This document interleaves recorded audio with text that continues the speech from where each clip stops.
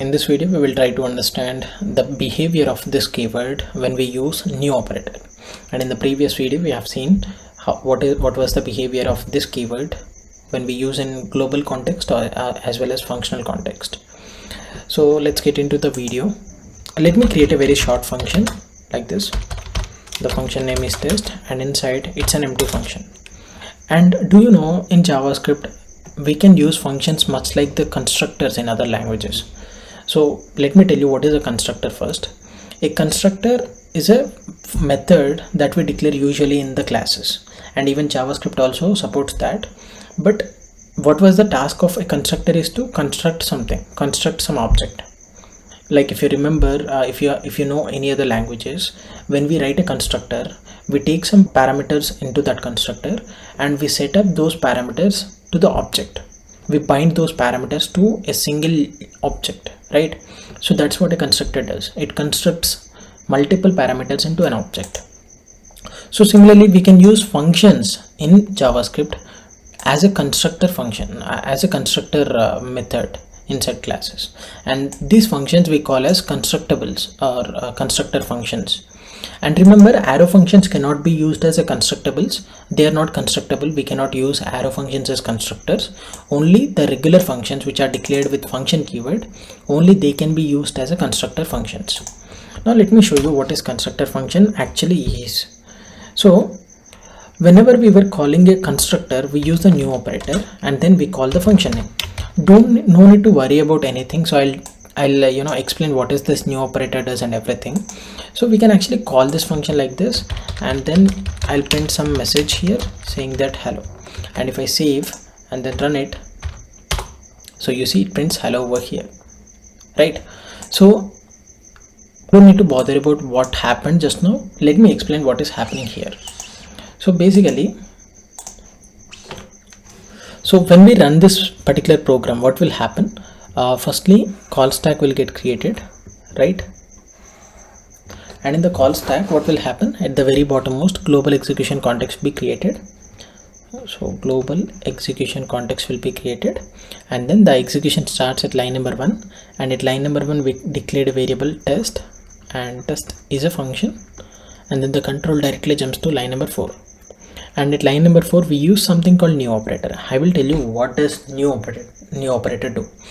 New operator, whenever we use new operator, it's going to create an empty object. I repeat, whenever we use new operator, it's going to create an empty object.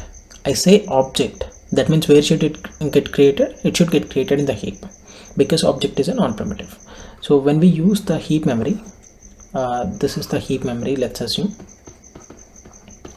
So at some address, the new operator will create an empty object. So I'll indicate by using regular curly braces like this, and let's say the address is 400, right? So the task of new operator is to create an empty object at some address in the heap memory, and after creating, it will call this function test, right? So new and then test we say, that means the new operator will be calling this function test, and it won't just call it, but instead it will call that function. So what will happen? The function context will be created. So test execution context will be created, and the control jumps to line number 2. And before actually the control jumps to line number 2, so this keyword is defined everywhere, right? It is defined in the global and it's defined in the functional. So but here I didn't use this keyword at any point of time, but this keyword is defined always. So inside this function context, this keyword will be there, right? And this keyword will point to the address that's got created by the new operator. So where it is created at address 400. So this keyword will point to that 400, and this will happen before actually the control jumps into the function. So whenever we use new operator, it will create an empty object at some address in the heap, and it will pass that address to the call that we are making on right of it, and that address will be captured by the keyword this within that function. Okay, and once this capturing is done, then the control moves to line number 2, and then the console log statement gets executed, so it will print hello in the console, right? And internally this function now, since it is being called by the new operator, right, since it is being called by the new operator, internally it will return the same keyword, like it will return the same keyword. That means it is going to return the same address, which is 400. But as I'm not capturing that address into some variable, so we are not able to see that. Okay, so when we use new operator, it will create an empty object at some address, and it will pass that address to the function, right? And in the function, who is there to capture? The keyword this. And then once the function execution is done, then the function will return the same address that's got created by the new operator. Okay, so what it does is, why we say this is a constructor is because new operator will create some empty object, and then this function will do some construction here inside, and once that construction is done, like object construction, that will be returned back. Okay, so we are giving an object to some context, and that context will construct the object by setting up some multiple keys, and then that object will be written back to us. So that's why we say these functions as constructor functions. Okay, so let's see how this happens exactly. So here what I'll do is I'll just log the keyword this, log to this keyword, and here I'll capture into some variable called constructed, or let's say some x, let me name it as. So, and here after that I'll log the x here as well. So basically what happens when we make a call to it, the new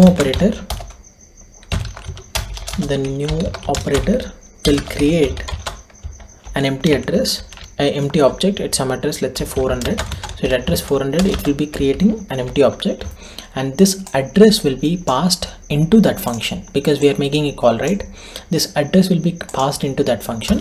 So internally this line will get executed where this keyword will capture the passed address. So this line number 2, whatever I have written in comments, that will be executed internally, and internally it will also going to execute a return this keyword internally. So this line number 2 and then line number 4 are done internally. So here this keyword first captures the 400 address wherever the object, empty object, is created by new operator, and then the construction will happen in line number 3, and then we are returning it. And you see when I save it, so initially at 400 address empty object, right? So that this keyword will capture that 400, that means the empty object. So when I print this here, it would be empty object, right? And when I return this, means it's again empty object, and who is capturing that? X will be capturing the returned value by the test function, and when I log x, this would be the empty object again. So if I save and then run, so you see two places. So here is the first place, and then here is the second place. We are getting printed with the empty object. Now let us see very clearly. Let me have some values. So here initially it would be empty, right? And then here I'll set up a key called name, which is something like this, the name, and then I will log this keyword again. Okay, and then I'll set up another key called age, and then that's all. After that I'll be, whatever the return value is there, I'm capturing that. Now let's see what happens here internally is. So firstly, when we execute this, what will happen is, so this is the call stack, and then this is our heap memory, let's assume, and this is stack. So firstly, at the bottommost, global execution context, and in the global execution context, line number 1 to line number 6, just a function definition called test. So test, which is a function, and then when line number 7 we come to it, it's an assignment statement. So right side thing will get executed first, and then left side thing will be assigned with the return value by that. So x will be paused, and new operator is the new operator will create an empty object at some address. So let's say this is that empty address.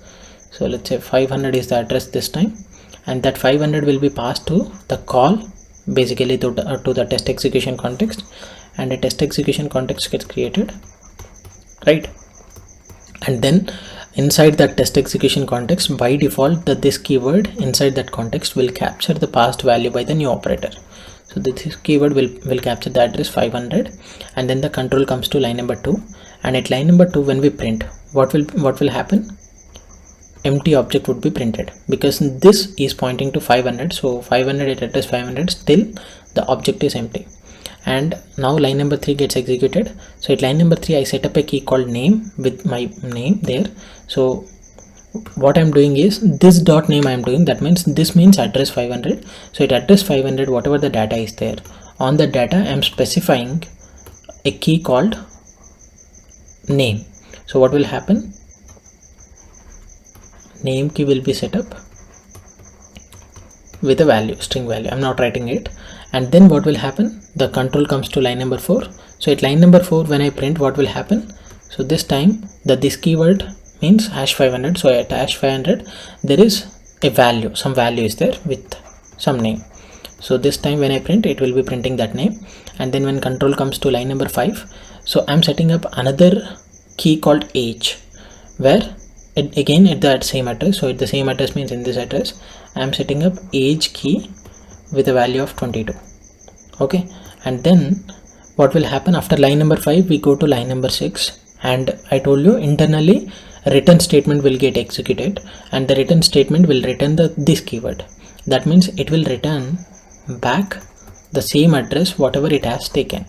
So the 500 address will be returned from this context, and who is there to capture it? The variable x at line number 7. So x will capture that 500 address. So let me save it.